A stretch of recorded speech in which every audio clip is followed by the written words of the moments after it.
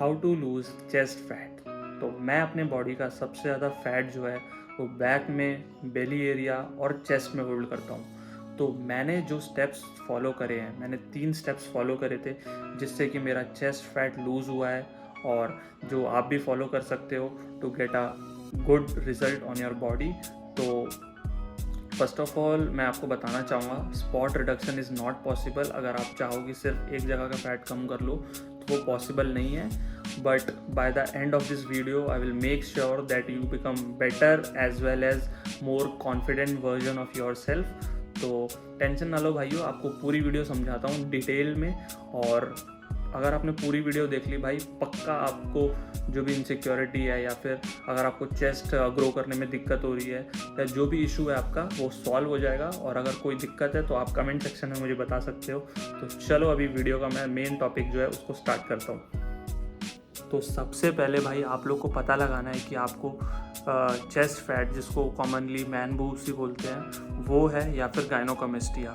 तो देखो भाई, मैं आपको पहले बताना चाहता हूँ, गायनोकमेस्टिया को क्योर नहीं कर सकते आप विद वर्कआउट एंड न्यूट्रिशन। उसके लिए प्रॉपर सर्जरी करना पड़ता है। तो अगर आपको गायनोकमेस्टिया के ऊपर वीडियो चाहिए कि उसको कैसे क्योर करना है और जो भी है, तो उसके बारे में आपको मैं वीडियो डाल के बता दूंगा। तो गायनोकमेस्टिया अगर आपको है कि नहीं, कैसे सिंपली पता लगाना है, फॉर एग्जांपल आपका जो निपल एरिया है उसको आपको टच करना है। अगर उसके निपल के अंडरनीथ आपको थोड़ा सा रबरी टाइप कुछ फील हो रहा है या फिर आपको कुछ इचिंग हो रहा है अपने निपल एरिया को छूने में, तो उसका मतलब मे बी आपको गायनोकमेस्टिया है। तो I will suggest you to go to your doctor and check it.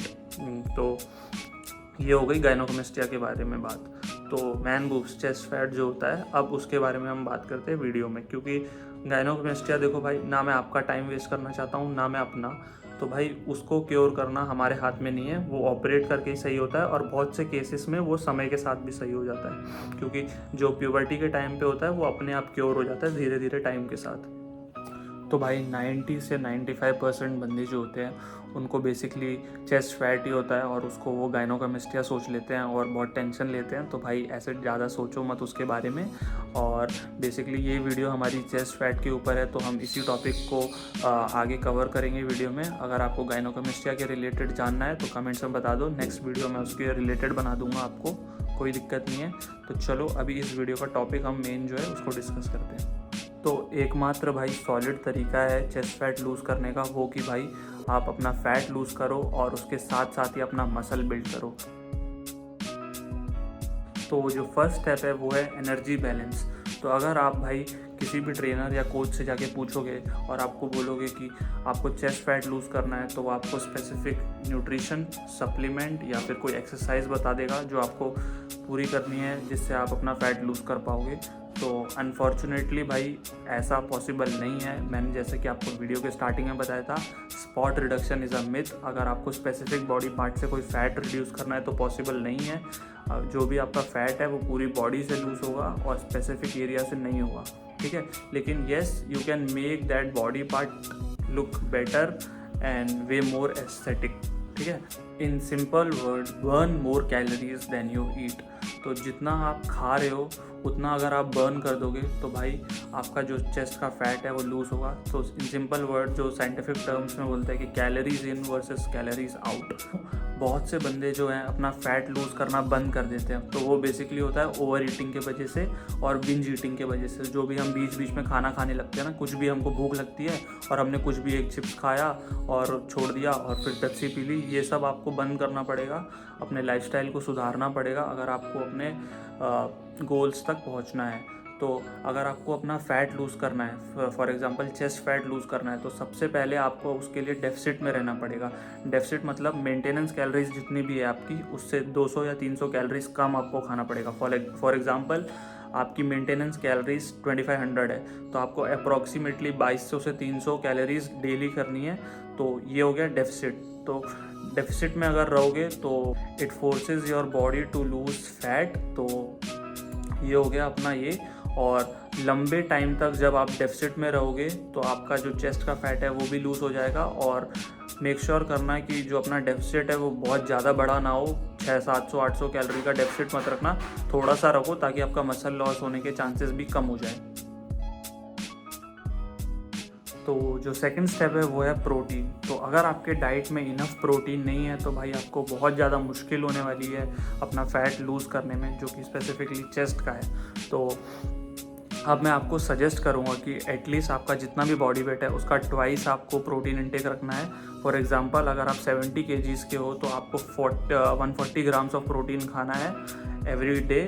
तो इसको फुलफ़िल करना है प्रॉपरली। और अगर आपको अपना प्रोटीन इंटेक फुलफ़िल करने में दिक्कत हो रही है तो आप सप्लीमेंट्स भी ऐड कर सकते हो, लाइक वे प्रोटीन। तो वे प्रोटीन से आपका बहुत कन्वीनियंट और टाइम भी सेव होगा और अगर मतलब प्रोटीन इंटेक करने के लिए। और अगर आपके पास क्या कहते हैं अफोर्ड कर सकते हो तभी लेना भाई, देख के लेना अच्छे क्वालिटी का प्रोटीन। किसी भी प्रोटीन में इन्वेस्ट मत करो, ठीक है। तो ये हो गया इसके बारे में। और मैं आपको हमेशा सजेस्ट करूँगा कि भाई अपना प्रोटीन इंटेक जो है होल फूड से करो। और अगर आपका होल फूड से आपका प्रोटीन इंटेक फुलफिल नहीं हो पा रहा है तब जाके आप सप्लीमेंट्स पे रिलाई हो। और पूरा सप्लीमेंट पे रिलाई होने से भी भाई बॉडी नहीं बनती। जो आप बंदे सोचते हैं ना कि भाई सिर्फ सप्लीमेंट से बॉडी बना ले, तो इट्स नॉट पॉसिबल गाइस। तो जो थर्ड स्टेप है वो है हमारा रेजिस्टेंस ट्रेनिंग। तो अगर आप ट्रेनिंग नहीं कर रहे हो तो आप फिर भी फैट लूज़ कर सकते हो, लेकिन आप मसल को बिल्ड नहीं कर पाओगे। तो आपको ट्रेनिंग करना बहुत ज़्यादा इम्पॉर्टेंट है ताकि आप अपना जो बॉडी कॉम्पोजिशन है उसको भी बदलो और अच्छा बनाओ, ताकि आपका बॉडी जो ऊपर से नीचे देखने में बहुत प्रोपोर्शनेट लगे और काफ़ी अच्छा दिखे। तो इग्नोर करो भाई। फॉर ट्रेनिंग मैं भाई सिर्फ 3 एक्सरसाइज करता हूँ चेस्ट के लिए, उसको मैं ज़्यादा कॉम्प्लिकेट नहीं करता हूँ। तो पहले जब मैं चेस्ट लगाता था, अब जब मैं बिगनर था तो भाई 7 से 8-10 एक्सरसाइज लगाता था पूरे चेस्ट के लिए। तो फ़िलहाल सिर्फ मैं 3 एक्सरसाइज करता हूँ चेस्ट के लिए, 2 प्रेसिंग मूवमेंट और 1 आइसोलेशन मूवमेंट। तो भाई आपको जो भी प्रेसिंग मूवमेंट पसंद है, अगर आपको मैं सजेस्ट करूँगा कि आप अपने इंक्लाइन बेंच पे ज़्यादा ध्यान दीजिए। और तो फर्स्ट मैं आपको बताऊँगा कि भाई देखो, जो भी आपको मूवमेंट प्रेसिंग में पसंद है ना, सीधा उसको अडॉप्ट करो। तो जैसे अगर आपको बेंच प्रेस पसंद है तो आप बेंच प्रेस लगाओ, अगर आपको डंबल प्रेस पसंद है तो आप डंबल प्रेस लगाओ।